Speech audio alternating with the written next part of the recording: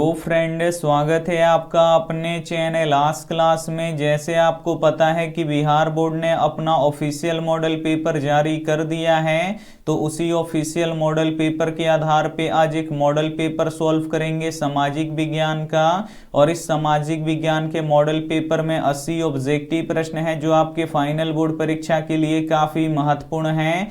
तो एक भी प्रश्न आप लोग स्किप मत कीजिएगा, वीडियो को प्लीज आप लोग शुरू से लेके अंत तक देखिएगा। और मॉडल पेपर का क्लास कब चलता है? तो रोज शाम 6 बजे चलता है, तो 6 बजे आप हमसे जरूर जुड़िएगा। आइए शुरू करते हैं पहले नंबर प्रश्न से।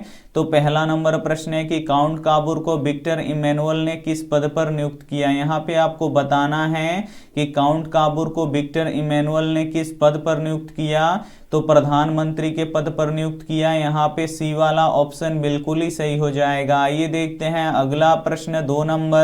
दो नंबर प्रश्न है कि फ्रांस में किस शासन वंश की पुनर्स्थापना वियना कांग्रेस द्वारा की गई थी। यहाँ पे आपको बताना है कि फ्रांस में किस शासन वंश की पुनर्स्थापना वियना कांग्रेस द्वारा की गई थी। तो बुर्बो वंश का किया गया था, इसे आपको याद रखना है। यहाँ पे सी वाला ऑप्शन बिल्कुल ही सही हो जाएगा। ये देखते हैं अगला प्रश्न। 3 नंबर प्रश्न है कि यूरोप वासियों के लिए किस देश का साहित्य एवं ज्ञान विज्ञान प्रेरणा स्रोत रहा। यहाँ पे आपको बताना है कि यूरोप वासियों के लिए किस देश का साहित्य एवं ज्ञान विज्ञान प्रेरणा स्रोत रहा। तो यूनान का रहा। यहाँ पे बी वाला ऑप्शन बिल्कुल ही सही हो जाएगा। ये देखते हैं अगला प्रश्न। 4 नंबर प्रश्न है कि लाल सेना का गठन किसने किया था। यहाँ पे आपको बताना है कि लाल सेना का गठन किसने किया था। तो लाल सेना का गठन ट्राटस्की ने किया था। यहाँ पे सी वाला ऑप्शन बिल्कुल ही सही हो जाएगा। ये देखते हैं अगला प्रश्न। 5 नंबर प्रश्न है कि रूस में कृषक दास प्रथा का अंत कब हुआ। यहाँ पे आपको बताना है कि रूस में कृषक दास प्रथा का अंत कब हुआ। तो 1861 में हुआ, इसे आपको याद रखना है। यहाँ पे ए वाला ऑप्शन बिल्कुल ही सही हो जाएगा। ये देखते हैं अगला प्रश्न। 6 नंबर प्रश्न है कि होची मिन्ह का शाब्दिक अर्थ है। यहाँ पे आपको होची मिन्ह का शाब्दिक अर्थ बताना है। तो होची मिन्ह का शाब्दिक अर्थ पथ प्रदर्शक होता है, इसे आपको याद रखना है। यहाँ पे ए वाला ऑप्शन बिल्कुल ही सही हो जाएगा। ये देखते हैं अगला प्रश्न। 7 नंबर प्रश्न है कि वियतनामी कम्युनिस्ट पार्टी के संस्थापक कौन थे। काफी महत्वपूर्ण प्रश्न है। यहाँ पे आपको बताना है कि वियतनामी कम्युनिस्ट पार्टी के संस्थापक कौन थे। तो होची मिन्ह थे, इसे आपको याद रखना है। यहाँ पे डी वाला ऑप्शन बिल्कुल ही सही हो जाएगा। ये देखते हैं अगला प्रश्न। 8 नंबर प्रश्न है कि एकीकृत वियतनाम की स्थापना किस वर्ष हुई। यहाँ पे आपको बताना है कि एकीकृत वियतनाम की स्थापना किस वर्ष हुई। तो 1975 ईस्वी में हुआ, इसे आपको याद रखना है। यहाँ पे डी वाला ऑप्शन बिल्कुल ही सही हो जाएगा। ये देखते हैं अगला प्रश्न। 9 नंबर प्रश्न है कि वल्लभ भाई पटेल को सरदार की उपाधि किस किसान आंदोलन के दौरान दी गई। यहाँ पे आपको बताना है कि वल्लभ भाई पटेल को सरदार की उपाधि किस किसान आंदोलन के दौरान दी गई। तो बारदोली किसान आंदोलन के दौरान दी गई, इसे आपको याद रखना है। यहाँ पे ए वाला ऑप्शन बिल्कुल ही सही हो जाएगा। ये देखते हैं अगला प्रश्न। 10 नंबर प्रश्न है कि राष्ट्रीय स्वयंसेवक संघ की स्थापना कब और किसने की। यहाँ पे आपको बताना है कि राष्ट्रीय स्वयंसेवक संघ की स्थापना कब और किसने किया। तो राष्ट्रीय स्वयंसेवक संघ की स्थापना 1925 ईस्वी में हुआ। और किसने किया? तो केवी हेडगोवर ने किया। तो यहाँ पे बी वाला ऑप्शन बिल्कुल ही सही हो जाएगा। ये देखते हैं अगला प्रश्न। 11 नंबर प्रश्न है कि जालियांवाला बाग हत्याकांड कब हुआ था। यहाँ पे आपको बताना है कि जालियांवाला बाग हत्याकांड कब हुआ था। तो 13 अप्रैल 1919 को हुआ था, इसे आपको याद रखना है। यहाँ पे सी वाला ऑप्शन बिल्कुल ही सही हो जाएगा। अगर ऐसा मॉडल पेपर आप लोग पढ़ लीजिएगा तो फाइनल बोर्ड परीक्षा में एक भी प्रश्न नहीं छूटेगा, ये हमारा गारंटी है। तो रोज शाम 6 बजे आप लोग हमसे जुड़िए और मॉडल पेपर का तैयारी काफी अच्छी तरीके से कीजिए। आइए देखते हैं अगला प्रश्न। 12 नंबर प्रश्न है कि पावरलूम का आविष्कार निम्नलिखित में किस देश में हुआ। यहाँ पे आपको बताना है कि पावरलूम का आविष्कार निम्नलिखित में किस देश में हुआ। तो तो ब्रिटेन में हुआ, इसे आपको याद रखना है। यहाँ पे ए वाला ऑप्शन बिल्कुल ही सही हो जाएगा। आइए देखते हैं अगला प्रश्न 13 नंबर प्रश्न है कि निम्नलिखित में कौन औद्योगिक क्रांति का कारण नहीं था। इसमें से आपको बताना है कि कौन औद्योगिक क्रांति का कारण नहीं था। तो धर्म सुधार आंदोलन नहीं था, इसे आपको याद रखना है।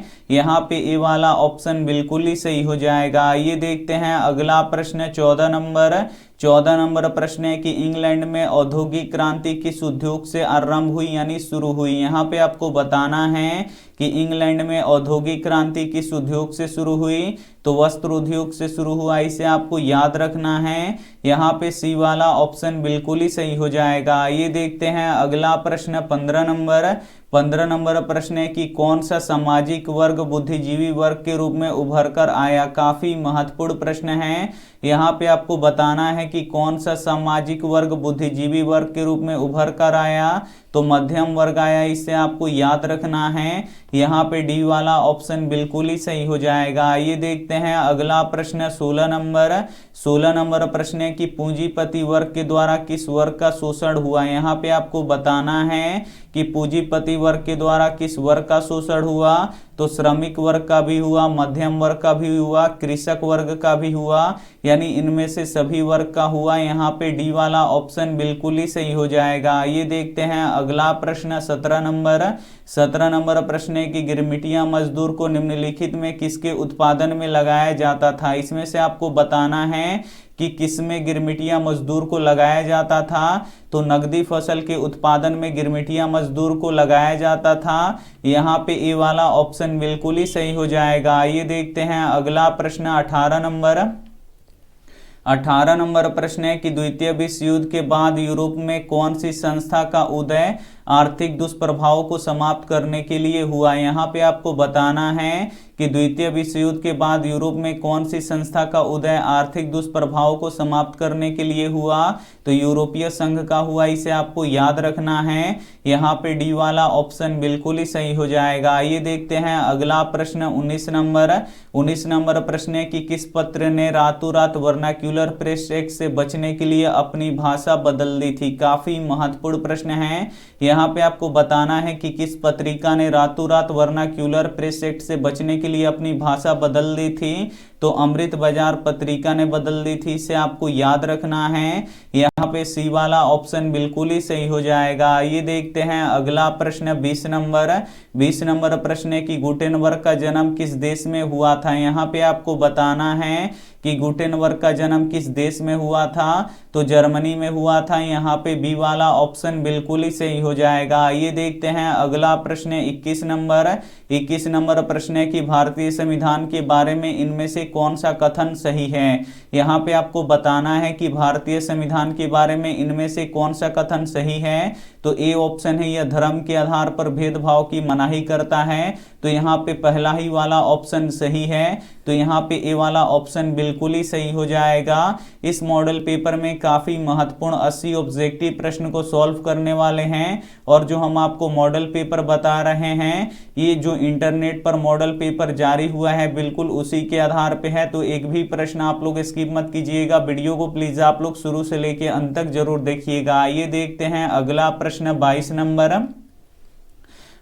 नंबर प्रश्न है कि भारत में सर्वोच्च न्यायालय के मुख्य न्यायाधीश की नियुक्ति कौन करता है। यहाँ पे आपको बताना है कि भारत में सर्वोच्च न्यायालय के मुख्य न्यायाधीश की नियुक्ति कौन करता है। तो राष्ट्रपति करते हैं, इसे आपको याद रखना है। यहाँ पे बी वाला ऑप्शन बिल्कुल ही सही हो जाएगा। ये देखते हैं अगला प्रश्न 23 नंबर प्रश्न है कि वित्तीय राजधानी के रूप में किसे जानी जाती है। यहाँ पे आपको बताना है कि वित्तीय राजधानी के रूप में किसे जानी जाती है। तो मुंबई को जानी जाती है, इसे आपको याद रखना है। यहाँ पे सी वाला ऑप्शन बिल्कुल ही सही हो जाएगा। ये देखते हैं अगला प्रश्न 24 नंबर प्रश्न है कि ग्राम पंचायत की व्यवस्थापिका सभा है। यहाँ पे आपको बताना है कि ग्राम पंचायत की व्यवस्थापिका सभा है। तो ग्राम सभा है, इसे आपको याद रखना है। यहाँ पे ए वाला ऑप्शन बिल्कुल ही सही हो जाएगा। ये देखते हैं अगला प्रश्न 25 25 नंबर प्रश्न है कि भारत में पंचायती राज प्रणाली निम्नलिखित में सर्वप्रथम कहाँ लागू की गई। काफी महत्वपूर्ण प्रश्न है। यहाँ पे आपको बताना है कि भारत में पंचायती राज प्रणाली निम्नलिखित में सर्वप्रथम यानी सबसे पहले कहाँ लागू की गई, तो नागौर में लागू किया गया। और नागौर कहाँ है, राजस्थान में है। यहाँ पे ए वाला ऑप्शन बिल्कुल ही सही हो जाएगा। ये देखते हैं अगला प्रश्न 26 नंबर प्रश्न है कि बलवंत राय मेहता समिति ने पंचायती राज व्यवस्था के लिए ढांचागत सुझाव दिया था, तो कितने स्तरीय का सुझाव दिया था, तो त्रिस्तरीय का सुझाव दिया था। इसे आपको याद रखना है। यहाँ पे सी वाला ऑप्शन बिल्कुल ही सही हो जाएगा। ये देखते हैं अगला प्रश्न 27 नंबर प्रश्न है कि भारतीय लोकतंत्र में सत्ता के विरुद्ध जन आक्रोश किस दशक में प्रारंभ हुआ। काफी महत्वपूर्ण प्रश्न है।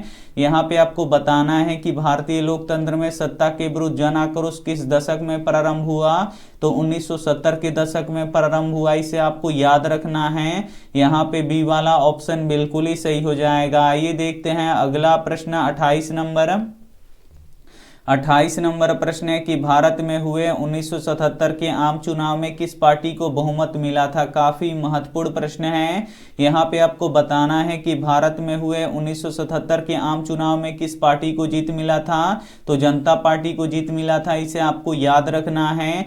यहाँ पे बी वाला ऑप्शन बिल्कुल ही सही हो जाएगा। ये देखते हैं अगला प्रश्न 29 नंबर प्रश्न है कि चिपको आंदोलन निम्नलिखित में से किससे संबंधित नहीं है। इसमें से आपको बताना है कि चिपको आंदोलन किससे संबंधित नहीं है। ए ऑप्शन है अंगूर के पेड़ काटने की अनुमति से, बी ऑप्शन है आर्थिक शोषण से मुक्ति से, सी ऑप्शन है शराबखोरी के विरुद्ध आवाज से, डी ऑप्शन है कांग्रेस पार्टी के विरोध से।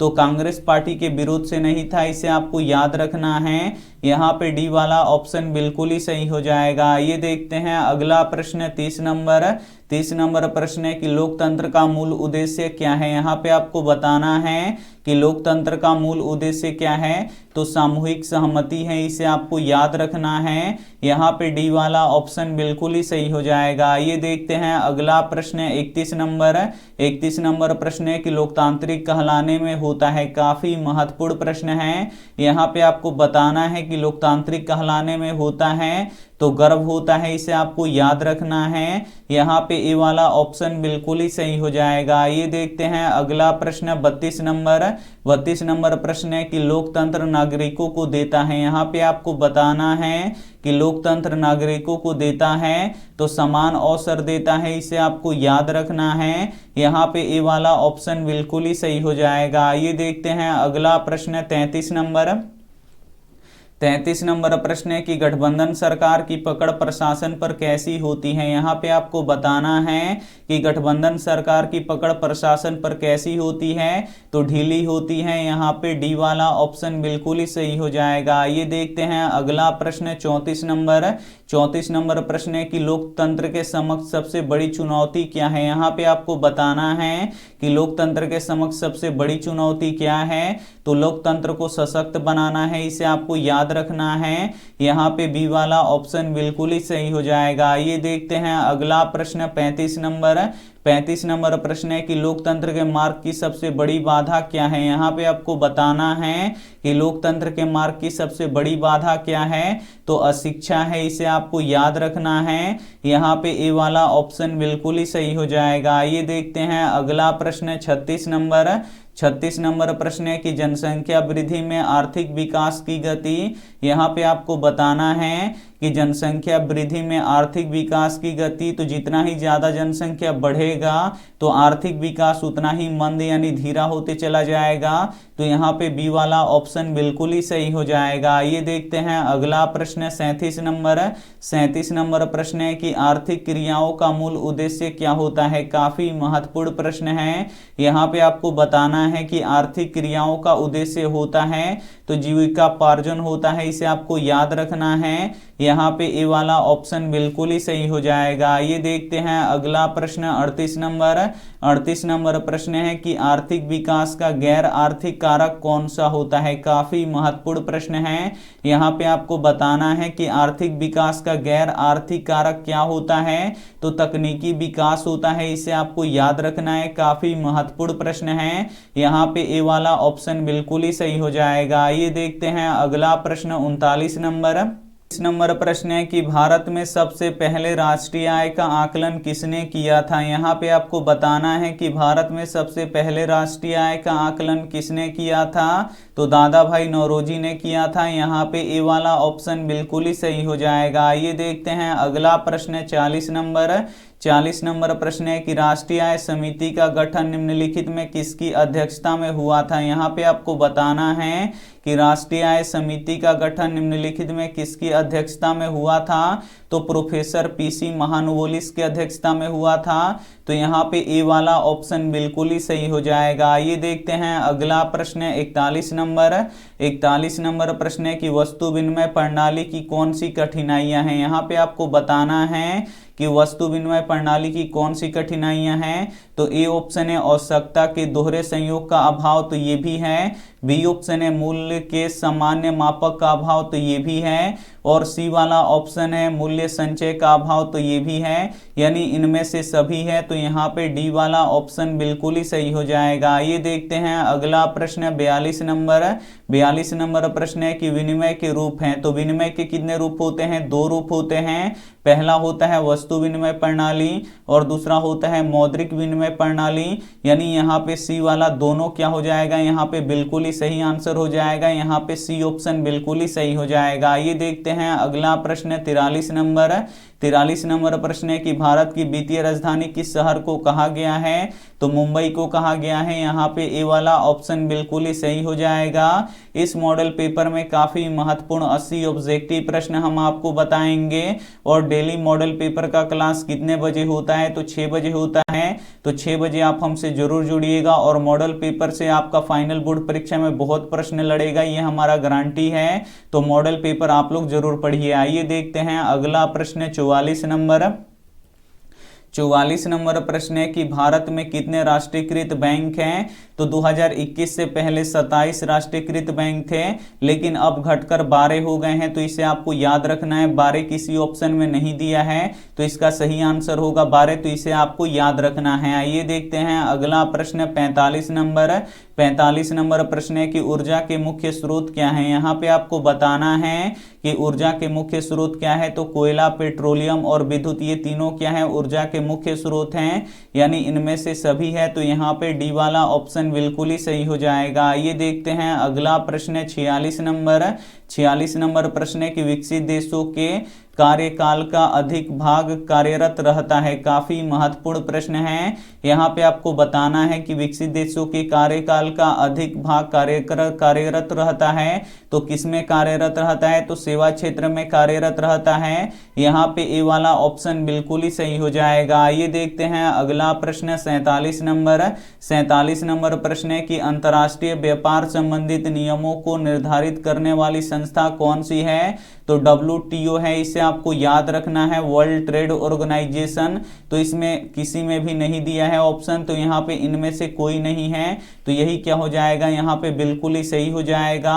अंतर्राष्ट्रीय व्यापार संबंधित नियमों को निर्धारित करने वाली संस्था कौन सी है, तो WTO है। इसे आपको याद रखना है। आइए देखते हैं अगला प्रश्न 48 नंबर प्रश्न है कि इनमें से कौन बहुराष्ट्रीय कंपनी है, तो बहुराष्ट्रीय कंपनी क्या होती है, तो जिस कंपनी का ब्रांच एक से अधिक देशों में होता है उसे बहुराष्ट्रीय कंपनी कहते हैं। तो यहाँ पे फोर्ड मोटर भी बहुराष्ट्रीय कंपनी है, सैमसंग भी बहुराष्ट्रीय कंपनी है, कोका कोला भी बहुराष्ट्रीय कंपनी है। यानी इनमें से सभी बहुराष्ट्रीय कंपनी हैं। तो यहाँ पे डी वाला ऑप्शन बिल्कुल ही सही हो जाएगा। ये देखते हैं अगला प्रश्न 49 नंबर प्रश्न है कि उपभोक्ता शोषण का मुख्य कारण कौन सा है। यहाँ पे आपको बताना है कि उपभोक्ता शोषण के मुख्य कारक कौन से हैं, तो ए ऑप्शन है मिलावट की समस्या, तो ये भी है। बी ऑप्शन है तौल की समस्या, तो ये भी है। सी ऑप्शन है कम गुणवत्ता, तो ये भी है। यानी उपयुक्त सभी है, इसे आपको याद रखना है। यहाँ पे डी वाला ऑप्शन बिल्कुल ही सही हो जाएगा। आइए देखते हैं अगला प्रश्न 50 नंबर प्रश्न है कि उपभोक्ता राहत के निम्नलिखित में से कौन से तरीके हैं। यहाँ पे आपको बताना है कि उपभोक्ता राहत के निम्नलिखित में से कौन से तरीके हैं। तो ए ऑप्शन है सामान से खराबी हटाना, तो ये भी है। बी ऑप्शन है सामान को बदलना, तो ये भी है। सी ऑप्शन है सेवाओं में त्रुटि हटाना, तो ये भी है। यानी उपयुक्त सभी है, तो यहाँ पे डी वाला ऑप्शन बिल्कुल ही सही हो जाएगा। ये देखते हैं अगला प्रश्न 51 नंबर प्रश्न है कि भारत में 2001 ईस्वी में कितने प्रतिशत भौगोलिक क्षेत्र में वन का विस्तार था। यहाँ पे आपको बताना है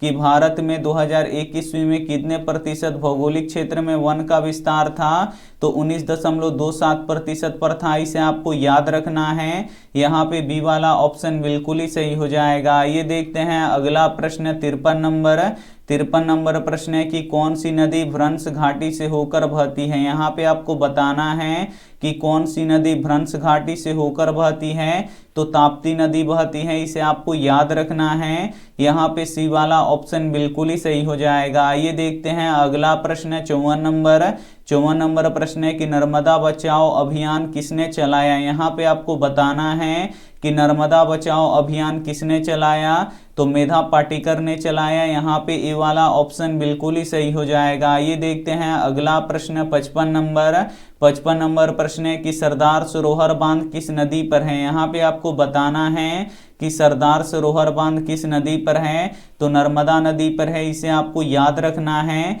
यहाँ पे बी वाला ऑप्शन बिल्कुल ही सही हो जाएगा। ये देखते हैं अगला प्रश्न 56 नंबर प्रश्न है कि निम्नलिखित में से कौन अधात्विक खनिज का उदाहरण है। इसमें से आपको बताना है कि कौन अधात्विक खनिज का उदाहरण है। तो जो ग्रेफाइट होता है ये अधात्विक खनिज का उदाहरण होता है, ये अधातु होता है ग्रेफाइट। तो यहाँ पे डी वाला ऑप्शन बिल्कुल ही सही हो जाएगा। ये देखते हैं अगला प्रश्न 57 नंबर प्रश्न है कि कोसी परियोजना में किस स्थान पर बराज बनाया गया है। यहाँ पे आपको बताना है कि कोसी परियोजना में किस स्थान पर बराज बनाया गया है, तो हनुमान नगर में बनाया गया है। इसे आपको याद रखना है। यहाँ पे ए वाला ऑप्शन बिल्कुल ही सही हो जाएगा। ये देखते हैं अगला प्रश्न 58 नंबर प्रश्न है कि विश्व में सबसे अधिक फलों और सब्जियों का उत्पादन किस देश में करता है। यहाँ पे आपको बताना है कि विश्व में सबसे अधिक फलों और सब्जियों का उत्पादन कौन सा देश करता है, तो अपना देश भारत करता है। यहाँ पे सी वाला ऑप्शन बिल्कुल ही सही हो जाएगा। ये देखते हैं अगला प्रश्न 59 नंबर प्रश्न है कि किस प्रदेश में धान एक जीविका फसल है। यहाँ पे आपको बताना है कि किस प्रदेश में धान एक जीविका फसल है, तो बिहार में है। इसे आपको याद रखना है। यहाँ पे डी वाला ऑप्शन बिल्कुल ही सही हो जाएगा। ये देखते हैं अगला प्रश्न 60 नंबर प्रश्न है कि खरीफ फसलें किस महीने में काट ली जाती हैं। यहाँ पे आपको बताना है कि जो खरीफ फसलें होती हैं जैसे धान होती हैं, ये किस महीने में काट ली जाती हैं, तो नवंबर दिसंबर में काट ली जाती हैं। इसे आपको याद रखना है। यहाँ पे डी वाला ऑप्शन बिल्कुल ही सही हो जाएगा। ये देखते हैं अगला प्रश्न 61 नंबर प्रश्न है कि बजाज ऑटो लिमिटेड किस क्षेत्र का उद्योग है। यहाँ पे आपको बताना है कि जो बजाज ऑटो लिमिटेड जो क्षेत्र का उद्योग है, तो ये किस क्षेत्र का उद्योग है, तो ये निजी यानी प्राइवेट क्षेत्र का उद्योग है। यहाँ पे ए वाला ऑप्शन बिल्कुल ही सही हो जाएगा। ये देखते हैं अगला प्रश्न 62 नंबर प्रश्न है कि किस उद्योग को संरक्षण का शिशु कहा जाता है। यहाँ पे आपको बताना है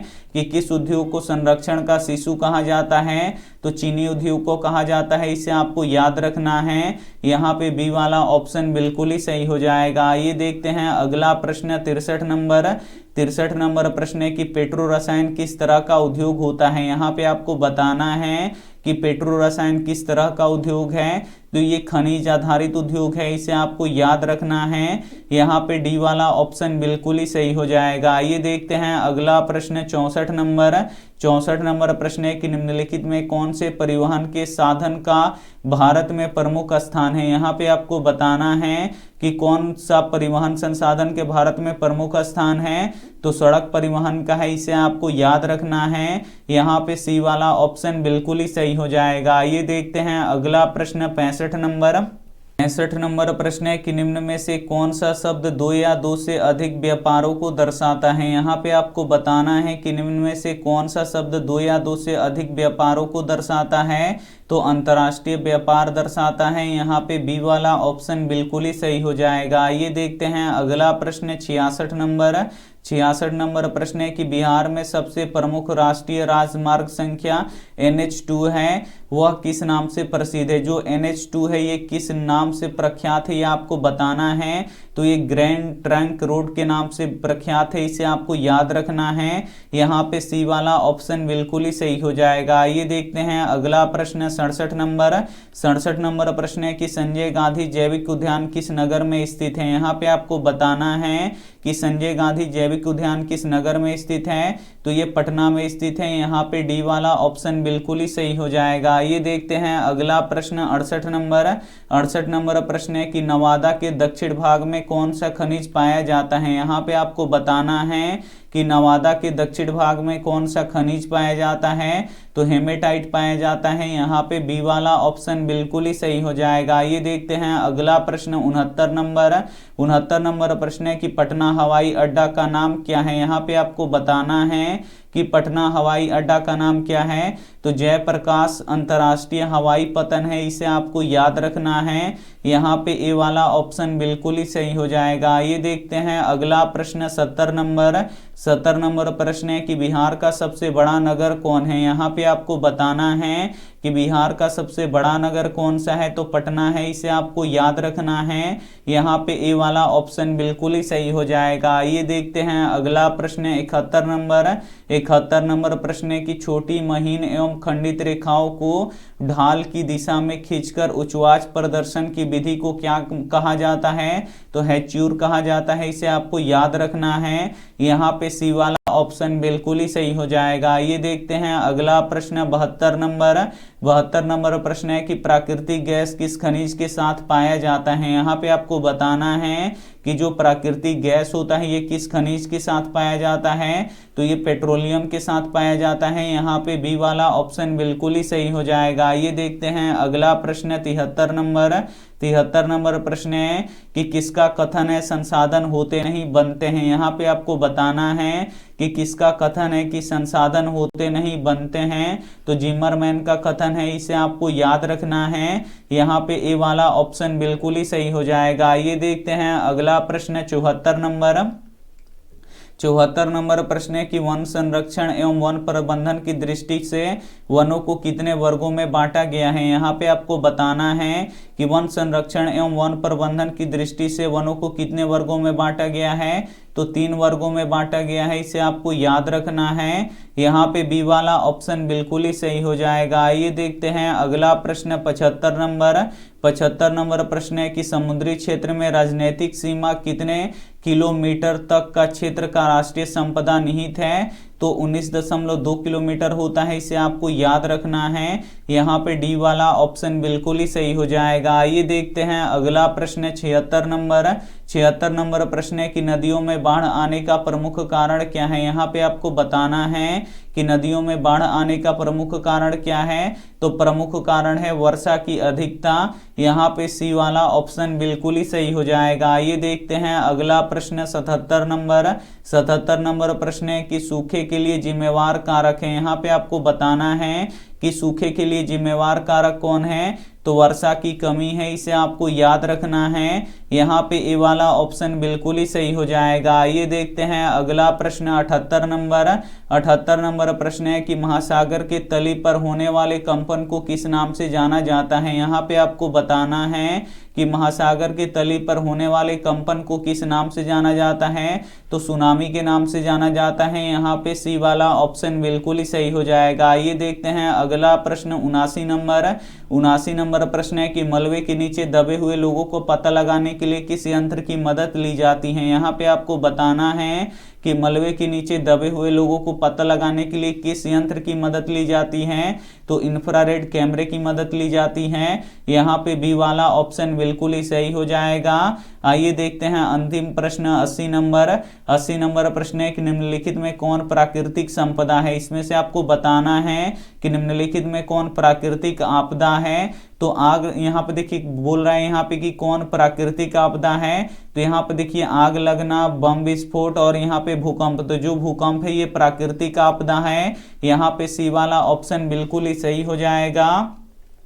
सामाजिक विज्ञान के इस मॉडल पेपर में 80 ऑब्जेक्टिव प्रश्न था जो आपके फाइनल बोर्ड परीक्षा के लिए काफी महत्वपूर्ण था, जिसे आप लोग सॉल्व कर चुके हैं। और ये जो मॉडल पेपर है, जो नेट पर आधारित जो मॉडल पेपर है, जो नेट पर जारी हुआ है मॉडल पेपर, उसी के बिल्कुल आधार पे ये मॉडल पेपर तैयार किया गया है। अगर इसे आप लोग पढ़ लेते हैं तो फाइनल बोर्ड परीक्षा में सारा प्रश्न इसी मॉडल पेपर से आने वाला है। तो मॉडल पेपर रोज शाम 6 बजे होता है, तो रोज शाम 6 बजे आप हमसे जुड़ के मॉडल पेपर आप लोग पढ़ सकते हैं। और वीडियो को लाइक नहीं किए तो प्लीज आप लोग वीडियो को लाइक कीजिए, अपने दोस्तों के पास इस वीडियो को जरूर शेयर कीजिए। और चैनल को अभी तक आप सब्सक्राइब नहीं किए हैं तो चैनल को सब्सक्राइब कीजिए। Thank you for watching. मिलते हैं अगली वीडियो में, तब तक अपना ध्यान रखिए, मन लगा के पढ़ाई कीजिए। Take care and bye.